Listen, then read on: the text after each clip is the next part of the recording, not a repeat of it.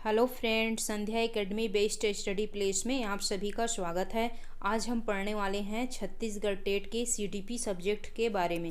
दोस्तों, हमारे चैनल में सीजी टेट के और सभी कंपटीशन एग्ज़ाम के लिए फ्री में नोट्स प्रोवाइड करेंगे शॉर्ट ट्रिक के साथ। जी हाँ दोस्तों, आप हमारे चैनल से जुड़िए और लाइक करें, सब्सक्राइब करें और फ्री में शॉर्ट ट्रिक के साथ एक अच्छा नोट्स और कंटेंट पाए। अभी तक मैं जितना भी पढ़ाई हूँ उसका एमसीक्यू कर लेते हैं, ठीक है। उनमें से हमारा फर्स्ट क्वेश्चन है, नैतिक विकास को परिभाषित करने वाले मनोवैज्ञानिक कौन है, ठीक है। तो कौन है? पियाजे, ठीक है। सेकंड है एनी सुलिवन, जिन्होंने हेलेन केलर के ट्यूटर के रूप में कार्य किया। किससे पीड़ित थी वो? दृश्य हानि से, ठीक है। थर्ड है, पियाजे के सिद्धांत में एक प्रक्रिया को धारणाओं और अनुभव के बीच, पुराने और नए के बीच संतुलन बनाने वाली क्रिया को जाना जाता है संतुलन, ठीक है।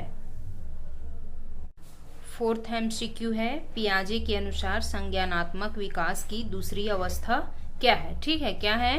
प्राक संक्रियात्मक काल, ठीक है। और पहली अवस्था कौन सा है? संवेदी प्रेरक अवस्था या काल, ठीक है।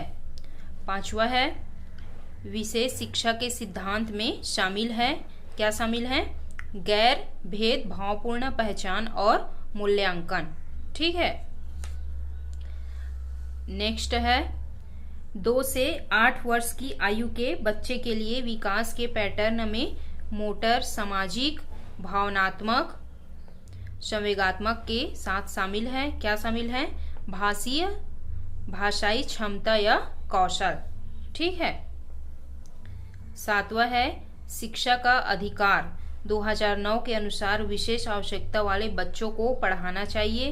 पहला है, व्यावसायिक प्रशिक्षण केंद्रों में जो उन्हें जीवन कौशल के लिए तैयार करेंगे। दूसरा है, आवश्यक सहायता करते हुए घर पर उनके माता पिता और देखभाल करने वालों के साथ, ठीक है। तीसरा है, उनकी व्यक्तिगत आवश्यकताओं को पूरा करने के प्रावधानों के साथ समावेशी शिक्षा व्यवस्था में, ठीक है।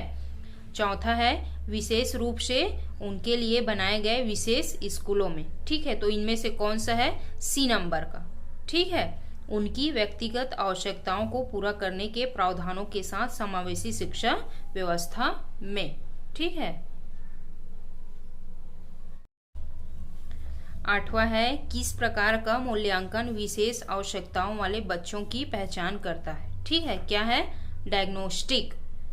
विशेष आवश्यकता वाले बच्चों की पहचान क्या करता है? डायग्नोस्टिक, ठीक। 9वां है, निम्न में से किसने अधिगम का सिद्धांत प्रतिपादित किया, ठीक है। अधिगम का सिद्धांत किसने प्रतिपादित किया था? BS ब्लूम ने, ठीक है।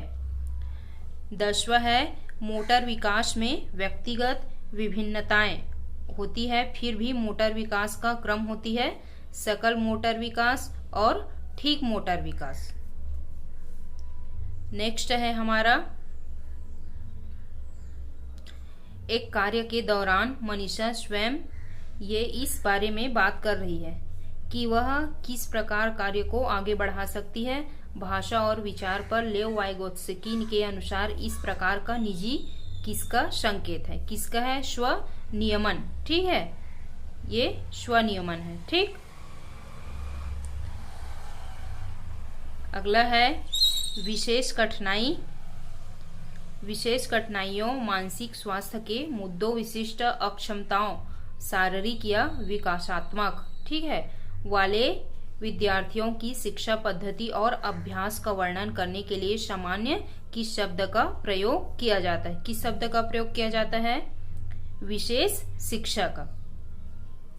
नेक्स्ट है, व्यक्तित्व को मापने की विधि थीमेटिक ऑपरसेप्शन टेस्ट, TAT है, क्या है? वस्तुनिष्ठ तकनीक।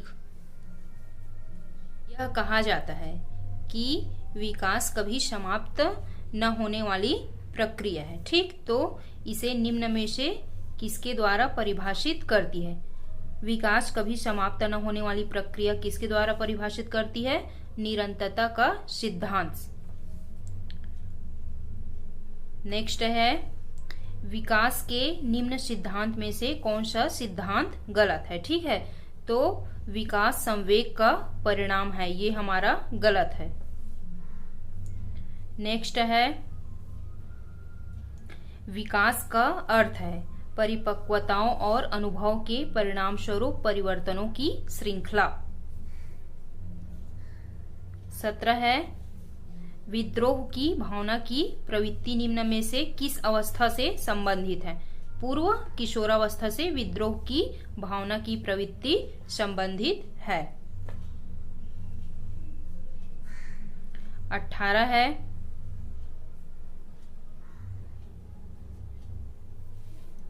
विकास की किस अवधि को अत्यधिक दबाव और तनाव का काल कहा जाता है? ठीक है, किस अवस्था को कहा जाता है? किशोरावस्था को। 19 है स्मृति स्तर और समझ स्तर के शिक्षण मॉडल के सिंटैक्स में कौन सा चरण प्रमुख है? ठीक है, कौन सा चरण प्रमुख है? प्रस्तुतिकरण। 20 है निम्न में से कौन सा सिद्धांत पुनर्बलन का सिद्धांत भी कहलाता है? कौन सा सिद्धांत कहलाता है? क्लासिक कंडीशन सिद्धांत। नेक्स्ट है भारतीय संविधान में 6 से 14 वर्ष की आयु वर्ग के बच्चों के लिए निःशुल्क और अनिवार्य शिक्षा के अधिकार को शामिल किया गया है। कौन सा अनुच्छेद में शामिल किया गया है? अनुच्छेद 21A में क्या शामिल किया है? निःशुल्क और अनिवार्य शिक्षा को शामिल किया है। 23 है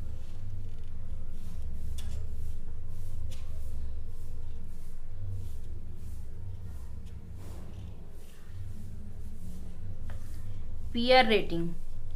पीयर रेटिंग से आप क्या समझते हैं? तो पीयर रेटिंग क्या है? एक मूल्यांकन उपकरण जिसमें किसी व्यक्ति के कार्य का मूल्यांकन अन्य सदस्यों द्वारा किया जाता है, ये क्या है? Peer rating. 24 नंबर का है विशेष शिक्षा में न केवल विकलांग छात्रों को शामिल किया गया है बल्कि इसमें निम्न भी शामिल है। क्या शामिल है? कि समाज के कमजोर या वंचित वर्गों के छात्र।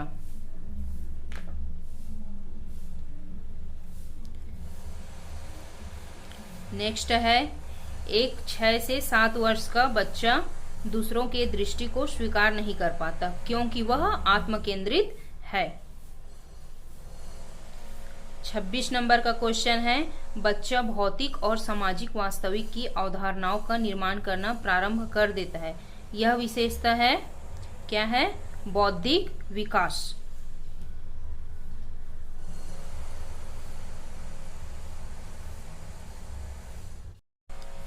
अगला क्वेश्चन है निम्न में से कौन सा बौद्धिक विकास का तत्व नहीं है? कौन सा बौद्धिक विकास का तत्व नहीं है? सहनशीलता। 28 नंबर का है व्यक्तित्व के संदर्भ में कौन सा कथन गलत है?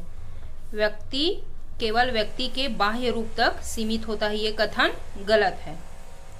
29 नंबर का है निम्न में से कौन एक बच्चे के सामाजिक विकास को प्रभावित करने वाला व्यक्तिगत कारक नहीं है? साथी समूह सामाजिक विकास को प्रभावित करने वाला व्यक्तिगत कारक नहीं है। नेक्स्ट है लॉरेंस कोहलबर्ग के अनुसार एक कार्य संपादित करना व कुछ करना क्योंकि दूसरे उसे स्वीकार करते हैं नैतिकता के चरण का प्रतिनिधित्व करता है। ठीक है, तो ये क्या है? पारंपरिक। अगला है दिव्या को 3 पेन दिखाए गए और वह अवलोकन करती है कि पेन ए पेन बी से लंबा है और पेन बी पेन सी से लंबा है। जब दिव्या ने अनुमान लगाया कि ए सी से लंबा पेन है तो वह जीन पियाजे के संज्ञानात्मक विकास की कौन सी विशेषता प्रदर्शित कर रही है? कौन सी विशेषता प्रदर्शित कर रही है? क्रमबद्धता।